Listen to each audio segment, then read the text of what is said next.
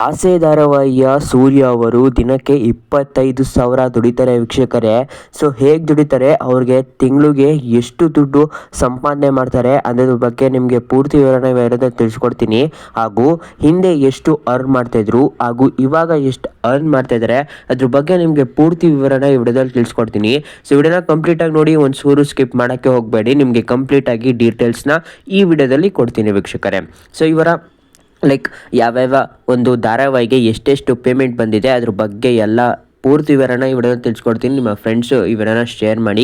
ಯಾರೆಲ್ಲ ಹೊಸ ವ್ಯೂವರ್ಸ್ ಈ ವಿಡಿಯೋನ ನೋಡ್ತಾ ಇದ್ದೀರಾ, ದಯವಿಟ್ಟು ಅವರಂತೂ ಕಂಪ್ಲೀಟಾಗಿ ಈ ವಿಡಿಯೋನ ನೋಡಿ ಸಬ್ಸ್ಕ್ರೈಬ್ ಮಾಡ್ಕೋಬೇಕು ಅಂತ ಕೇಳ್ಕೊತೀನಿ ವೀಕ್ಷಕರೇ.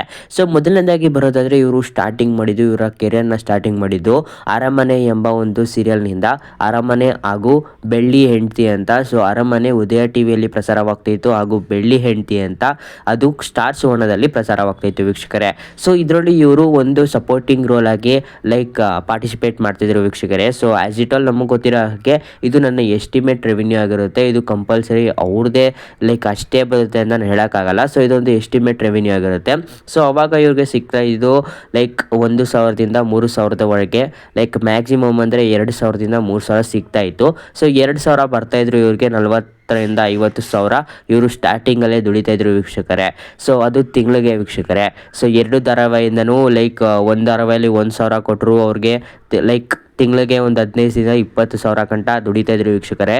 ಸೊ ಕೇವಲ ಸಪೋರ್ಟಿಂಗ್ ರೋಲ್ಗಳಿಗೆ 15 ದಿನಗಳು ಮಾತ್ರ ಶೂಟಿಂಗ್ಗಳು ಇರುತ್ತೆ. ಸೊ ಅದರಿಂದ 15,000 ಗಂಟನೂ ಇವರು ದುಡಿತಾಯಿದ್ರು, ಅದು ತಿಂಗಳಿಗೆ.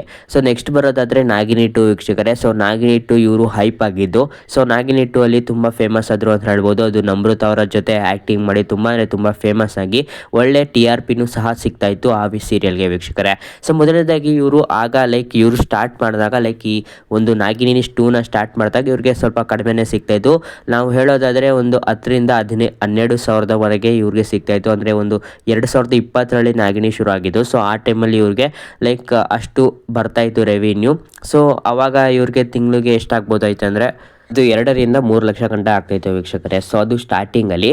ಅದಾದ ನಂತರ ಇವರು ಸ್ವಲ್ಪ ಹೈಪ್ ಆದ ನಂತರ ಇವ್ರಿಗೆ ಸ್ವಲ್ಪ ಪೇಮೆಂಟು ಜಾಸ್ತಿ ಆಯಿತು. ಅದು ದಿನಕ್ಕೆ ಪೇಮೆಂಟು ಜಾಸ್ತಿ ಆಯಿತು. ಸೊ ಅದು ಹೋಗಿ ಎಷ್ಟಕ್ಕಾಯಿತು ಅಂದರೆ 15ರಿಂದ 18,000ವರೆಗೆ ಇವರು ದುಡಿತಾಯಿದ್ರು ವೀಕ್ಷಕರೇ. ಸೊ ಅದು ದಿನಕ್ಕೆ ಆಗಿರುತ್ತೆ. ತಿಂಗಳಿಗೆ ಅವರು 3ರಿಂದ 4 ಲಕ್ಷ 3.5 ಲಕ್ಷ ಸೊ ಅಷ್ಟು ದುಡಿತಾಯಿದ್ರು.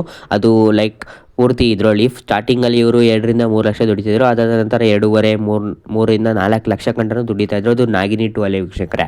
ಸೊ ನೆಕ್ಸ್ಟ್ ಬರೋದಾದರೆ ಇನ್ನೂ ಹೈಪ್ ಆದ ಒಂದು ಸೀರಿಯಲ್ ಅಂದರೆ ಅದು ಆಸೆ ವೀಕ್ಷಕರೇ. ಸೊ ಆಸೆ ಅಂತೂ ಇತ್ತೀಚೆಗೆ ತುಂಬ ಫೇಮಸ್ ಆದ ಒಂದು ಸೀರಿಯಲ್ ಅಂತ ಹೇಳ್ಬೋದು. ತುಂಬ TRPನೂ ಸಹ ಹೊಂದಿದೆ. ಅದು ಸ್ಟಾರ್ ಸುವರ್ಣದಲ್ಲಿ ಅಂತ ಹೇಳ್ಬೋದು ವೀಕ್ಷಕರೇ.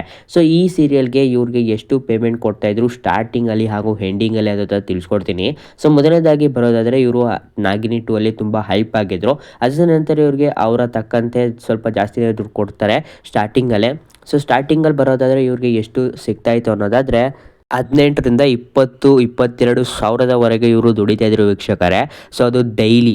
ಸೊ ಡೈಲಿ ಅನ್ನೋದಾದರೆ ಅವರೇಜ್ ತೊಗೊಂಡ್ರು ಒಂದು 19ರಿಂದ 20,000 ಅಂತ ಹೇಳ್ಕೊಳ್ಳೋದ.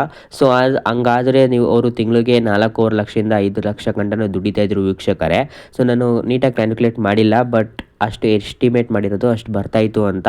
ಸೊ ಇವಾಗ ಕರೆಂಟಾಗಿ ಎಷ್ಟು ಅವ್ರಿಗೆ ದುಡಿತಾಯಿದ್ದಾರೆ ಅನ್ನೋದಾದರೆ 22ರಿಂದ 25,000ವರೆಗೆ ಇವರು ದುಡಿತಾ ಇದ್ದಾರೆ. ಅದು ಇವಾಗ 25,000ನೇ ಅಂತ ಹೇಳ್ಕೊಳ್ಳಿ, ತುಂಬ ಹೈಪ್ ಇದೆ ಇವ್ರಿಗೆ. ಸೊ 24,000-25,000ನೇ ಅಂದ್ಕೊಳ್ಳಿ. ಹಂಗಾದರೂ ಇವ್ರಿಗೆ ಒಂದು ತಿಂಗಳಿಗೆ 5ರಿಂದ 6 ಲಕ್ಷ ಗಂಟನೂ ದುಡಿಬೋದು. ಇದು ನನ್ನ ಎಸ್ಟಿಮೇಟ್ ಆಗಿರುತ್ತೆ. ಪರ್ಟಿಕ್ಯುಲರ್ ಆಗಿ ಇಷ್ಟೇ ಬರುತ್ತೆ ಅಂತ ಹೇಳೋಕ್ಕಾಗಲ್ಲ ವೀಕ್ಷಕರೇ.